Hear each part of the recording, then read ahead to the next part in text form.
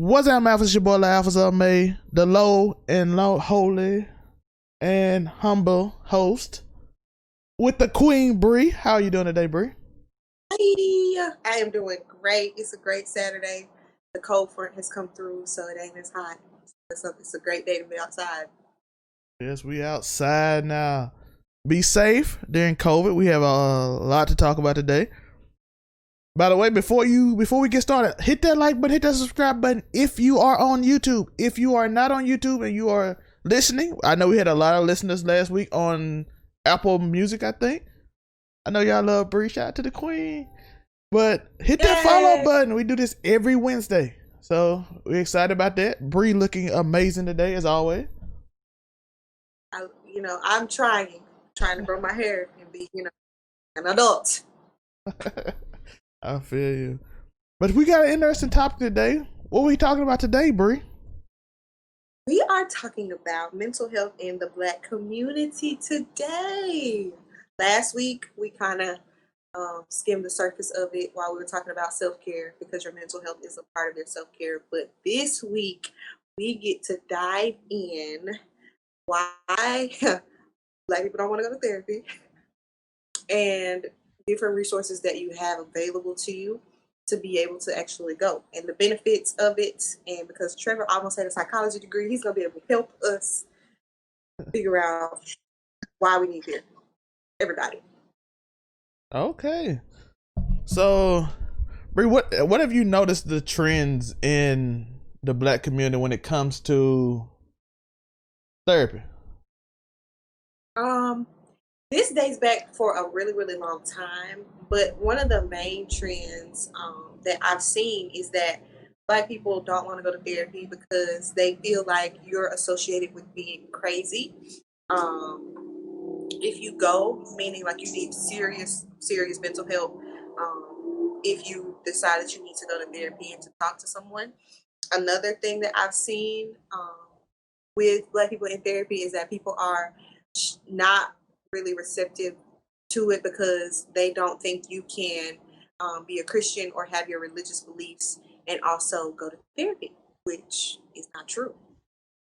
On the other side, though, one of the other trends that I kind of want to debunk and grow out of is that therapy isn't a trend in itself. Like therapy in itself being a trend that people just say, I'm going to therapy just because everybody else is going to therapy.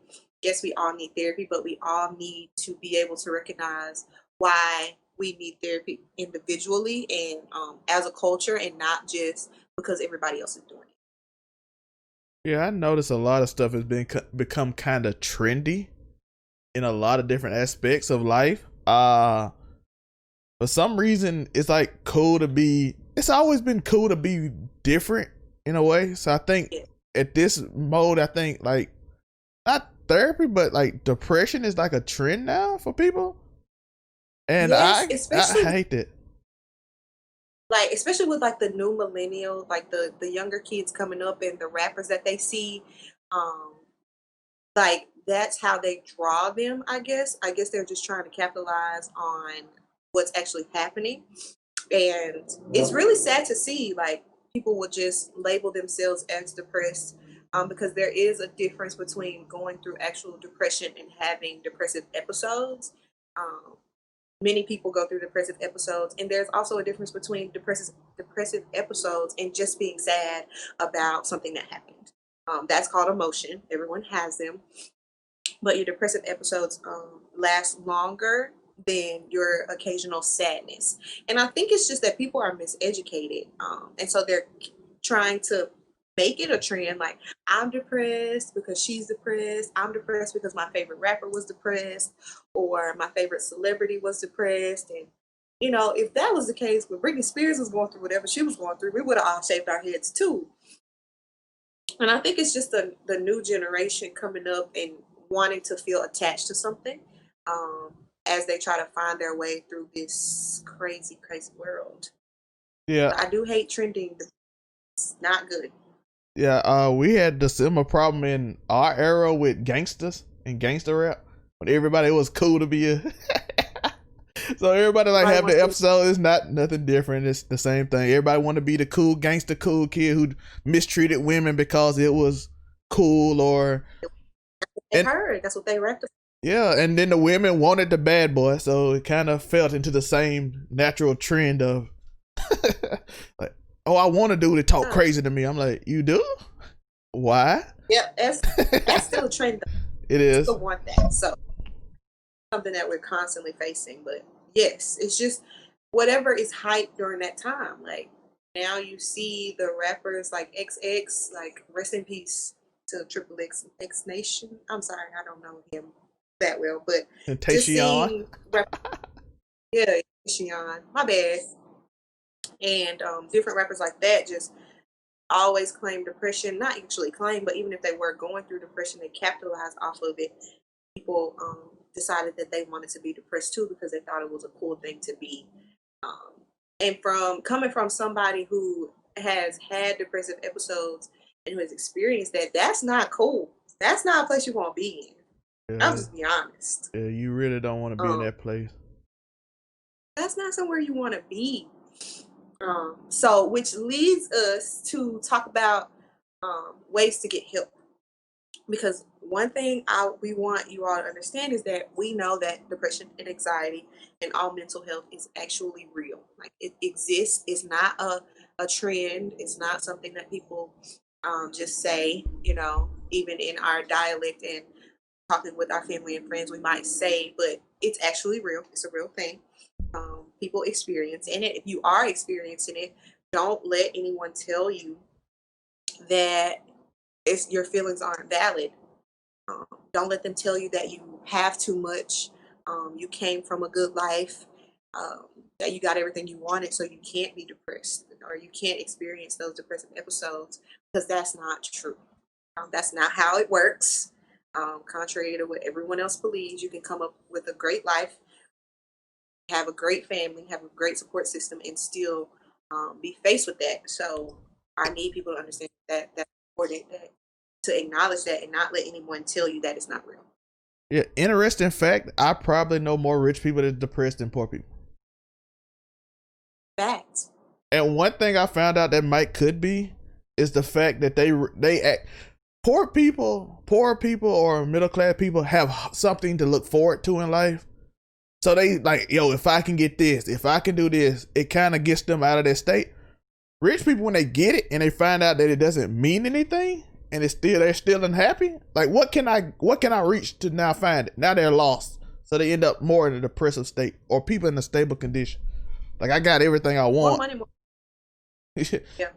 Yes, I already got everything I already want, but I'm still feeling like this. Whereas poor people, like, if I get this, I'll feel better. So it's like they go into a deeper depression. Usually, I found in saying that. Because depression does not just target low population incomes or low income populations or certain cultures. It hits everyone. But when it comes to our community, it's very difficult because it's such a taboo. Um, we've made great progress, though, being able to educate our community and give them the resources that they need. More people are going to school to be able to help people with their mental health. Um, and so it's just, yeah, I just need you to know that it doesn't have a respected person. Mental health affects everyone, and it's important to listen to yourself and your body and recognize that we all need help. Not just some people. Like, I want everybody to go to therapy. That's just me, because there are certain things that people who are trained and educated and who have the experience can explain to you that you can't explain to yourself, or that your friends or your grandma, no matter how old she is and how long she's been on this earth, can explain to you. That is indeed true.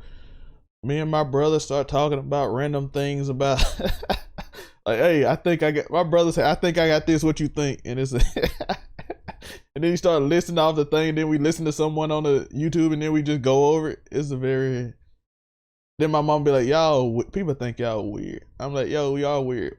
That's awesome. had a psychology degree, and now everybody thinks it's weird because we always in somebody's mind. That's what happened. So it's very fun. It's interesting. It probably keeps us more stable too. So Yes, it definitely does. Especially, it's always good when you have someone who's a friend or confidant or family member that has that background, um, because you kind of get to you're able to trust them more. But I have found personally that I can trust a stranger way more easy with, my confident or my secrets than I can someone who's close to me. But that's just out of experience, because that person or that stranger or that professional is like bound to like patient provider confidentiality, and you don't have to worry about that. So sometimes it's good to be able to talk to family, but it's always good to be able to talk to someone who's unbiased, who doesn't really know you on a personal level, so they can't just draw assumptions about you or about the type of person you are, and they can actually be objective and help. that is indeed true. Always seek help. Always search out. It's a bunch of different avenues. There are. I'll probably list a few outlets on here. Be careful of scams though. There's a lot of scammers out here. It's a lot of scammers out There's a lot of there. You scammers. fact check. It's because there's a lot in self help though nowadays, especially during COVID. Uh, the advent of the internet and social media, because kids go through a lot more because they're exposed to a lot more than we are. Even though I found out that education is worse, but I found out their education is much Education, worse. education is much worse. Like kids know, like 12-year-olds know more than than me at the age of 26. Like I'm an adult, and these kids are teaching me stuff. So like you can't expect them to be exposed to all this information and to have experienced all of these things and they be okay. They can't even explain sometimes the feelings that they feel. And oftentimes adults tend to invalidate their feelings, saying that they're not old enough to feel these things, that they don't know what these feelings are, but they indeed do because they're human beings. Um, so it's all listen to your children. That's another point. Listen to your kids when they tell you that something's going on, that they don't feel well, that even if they can't articulate it as well as they need to, and you don't, just listen to them because they're feeling it, and that turns into a trauma when they get older. Yeah, it's a little truth in everything. It is social conditioning. The more you're exposed to something, the more you're typically into it. So if you're exposed to a lot on social media, you typically you might not understand it, but you're exposed to it. So it's different for Yes. you. It's it's like I'm gonna give a weird example, but it's gonna be a good example. For instance, I found a lot of young people have like a white guilt that I think is actually not good in terms of what they see their ancestors do, because they don't understand it yet, because they're not like they're exposed to it at 10 and they see these horrible things happen to people and they be like, we are horrible people. I'm like, no, I'd rather you grow up to be an amazing person instead of taking this guilt on and causing trauma to you now. That you didn't have. Yeah. Yeah, like it's okay to be aware. Like it's very, Yeah. very important that you're aware of your history and you know what happened so you aren't oblivious. But it's really up to you, ultimately up to you to like end those cycles, um, for you and your family after you. So I mean, we don't really blame you for the things that your ancestors have done. We blame you that you continue to do it. Yeah. So if you're one of those people that are constantly trying to break the mold and end those generational curses, like kudos to you. We recognize that, and we aren't just putting you in the same bucket that we put everybody else in. So don't bash your head in because your great great granddaddy had a plantation. That's not how that works. Yeah, guilt is never good, especially when because there's literally really at that point nothing, you feel kind of helpless and it causes kind of a trauma to you. Same thing with Yes. black people, got the same trauma in family situations too. It's the same, it's a similar thing. I just brought that up first Black. because that's a topic. Uh Yes. a lot of people hold stuff in and have family secrets, and a bunch of stuff happened that everybody tried to ignore to keep the family together, or trauma of secretive behavior or something. That Yes, and that is one of the things that really hurts, to see in the Black community. It's just these secrets and this taboo that people create because you had an uncle that was mentally ill and nobody sought to get him help. They just kept him in the house, or they didn't let them allow around the children. Like, it's just, instead of like holding them accountable and being, family to them and getting them the resources that they need, a lot of times in the Black community we just hide it and we just sweep it under the rug and hope that no one will ever grow up and figure out what really happened. yeah. So it's a lot. It's because it's all about keeping the family structure together, which some of it I agree with because I understand. People don't. I always tell people this: you are no better than your last generation. You just different. And where you not say that is because you learn more, but you're able to make different mistakes than them. Mm-hmm. So like, I had a friend, a family member that said I was upset that I learned information that my father didn't tell me, and he asked his father about it. His father blatantly told him I didn't know that. But he was like, I was still Yes. angry at him for not learning it. But I'm like, you do realize he was like a sharecropper and didn't learn how to read till you were late. So where would he have found that information where you have access to the internet? They had to go to libraries, and they weren't allowed in a lot of libraries, by the way. Absolutely. And I understand both sides of that because I've had similar conversations with my parents. Even though, they were able to read growing up, there were a Yeah. lot of things that they just didn't know. And that doesn't mean that I don't get to feel the emotion that I feel, Yeah. because as children, like, we're always going to be children to our parents. There's never a point where I just feel like this adult when I'm around my parents. So there we have this expectation, which may not always be good, but we have an expectation from our parents to teach us everything we need to know to go out into the world to be successful. We have really an unreal expectation for our parents to know everything and to know what we'll encounter and to just be, that knowledge, but we don't give them human capabilities.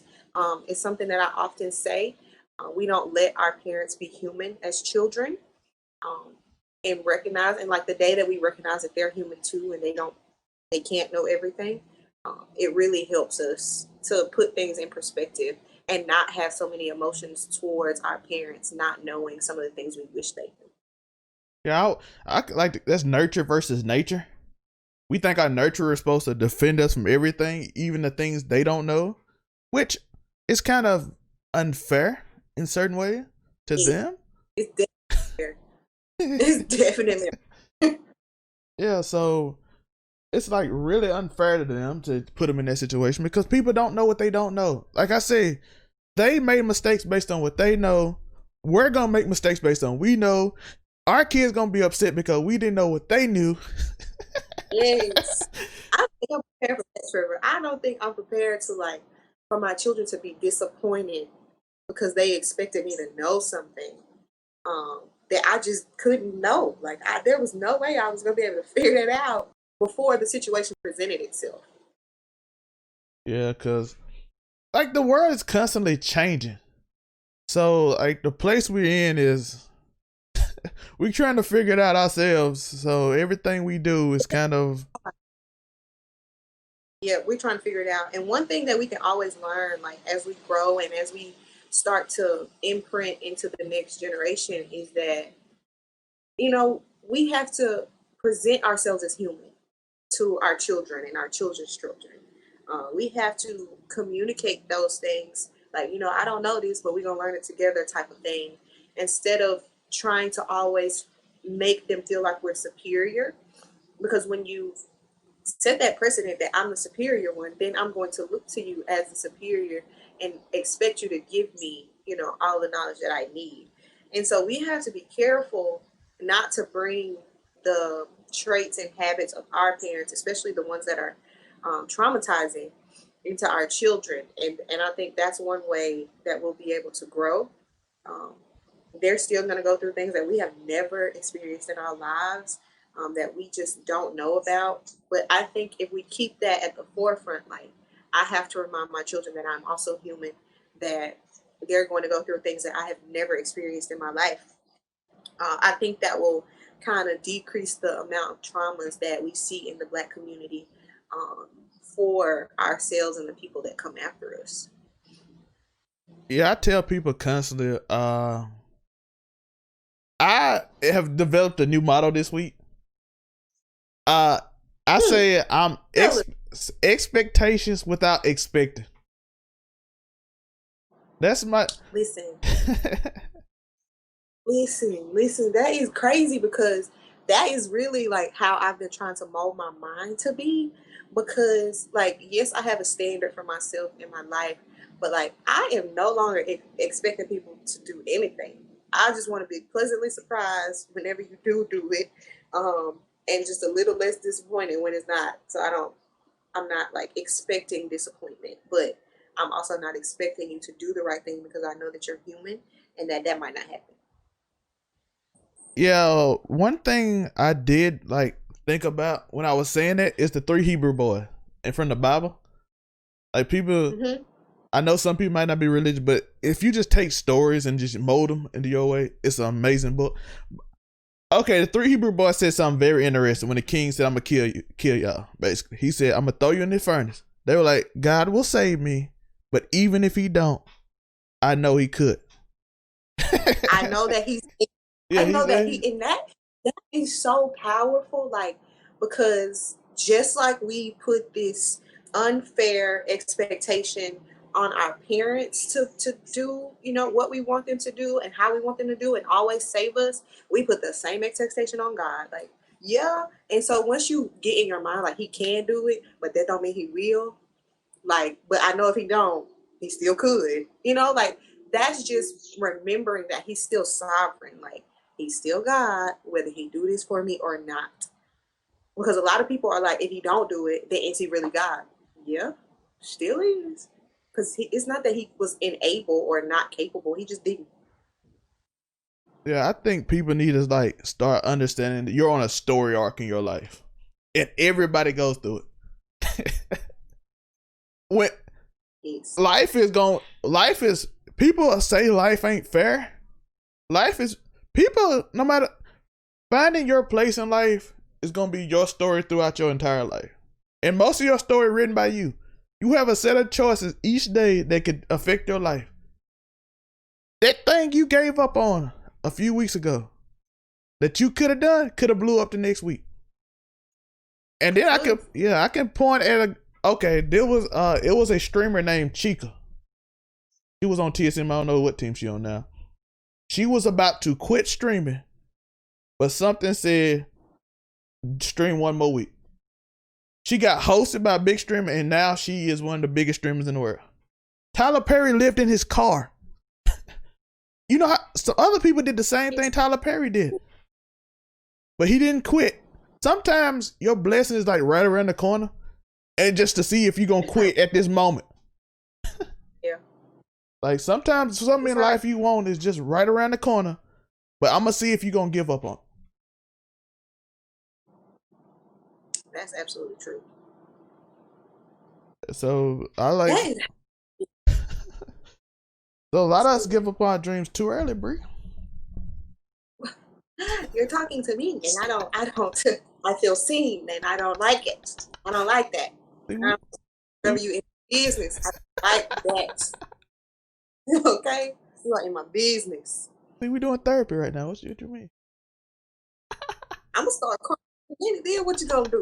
What are we gonna do when I cry all over this? Yeah.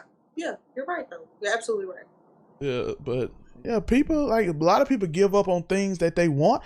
And I tell people when you chase your dreams or you chase something, even if you might not even end up where you thought you were going to end up, but you can end up somewhere else just because you chased after what you wanted.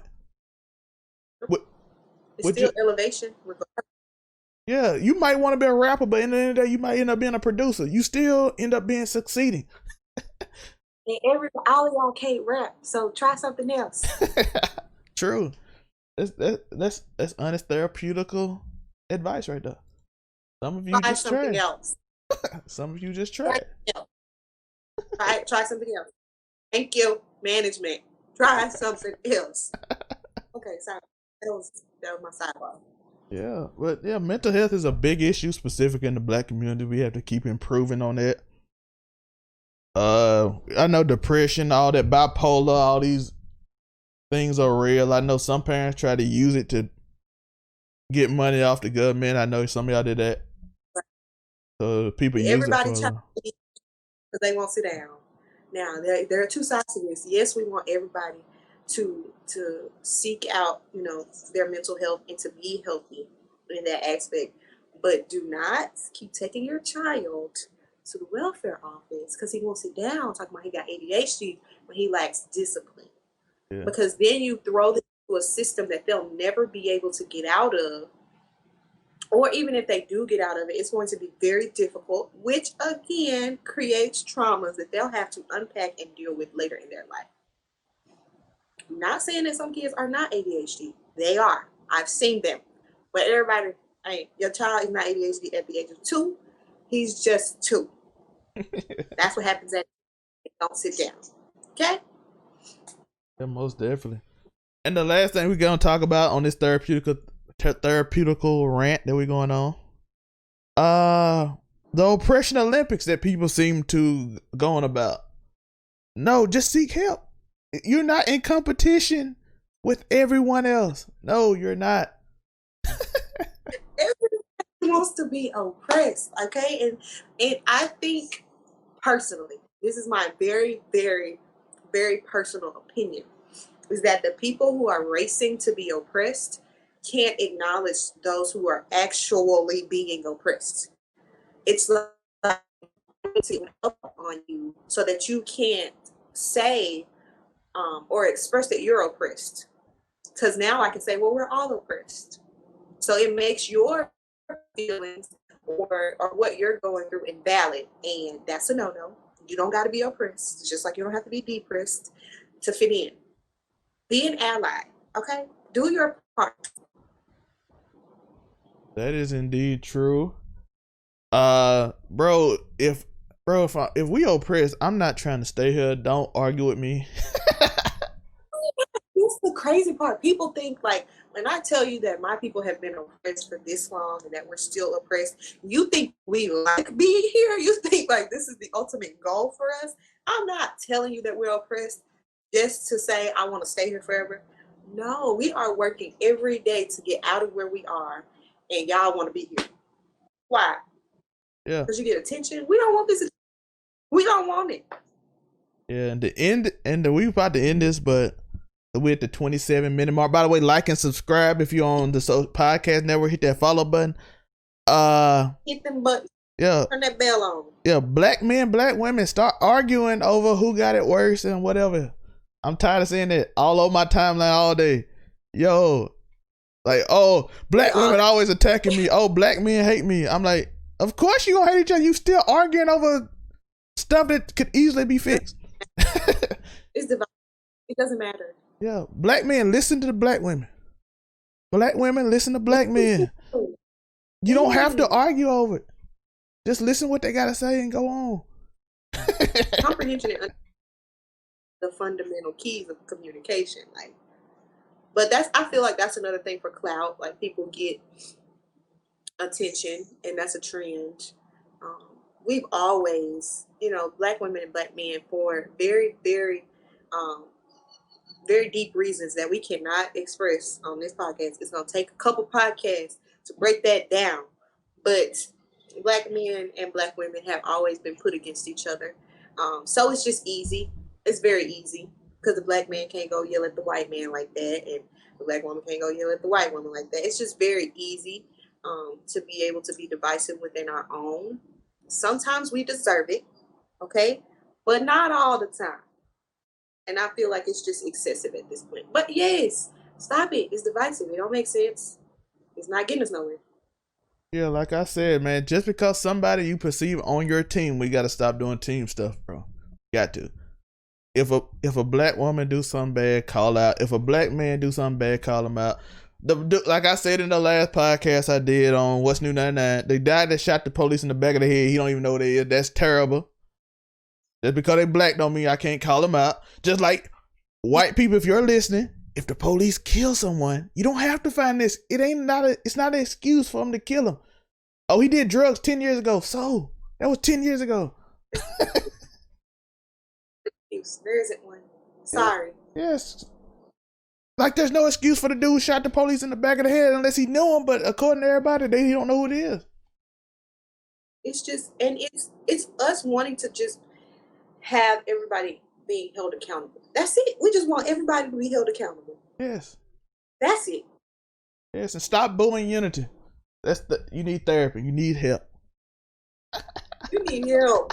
Listen, we gonna put some links down there so y'all can get some help. Because y'all need help. Like we like unify the world. We want to come together as Americans. Boo. Like the football player didn't even say nothing offensive. He didn't even say Black Lives Matter. He just said come together, people. Boo. Oh, that's just fun. I didn't want to say it. They don't. It's boring. Unity is boring. Boo. We like Trump doing angry stuff and yelling at people and we like stuff. Socialism and racism. That's what we like. Yeah. We like it. Yes. Provocative. Y'all trying to divide us by asking for unity together. What? Get your life. Let's be drama free for a little while at least. Yeah. But I appreciate you, Bree. This is the second episode of Purpose. Bree is in North Carolina, so if her mic cut out at any time, just want y'all to know. It just randomly cuts out every once in a while, but it just cut out there, so I just heard it, noticed it then. But she said, I'm sorry. So. I'm so sorry. But all right, I appreciate y'all. Love y'all. Peace.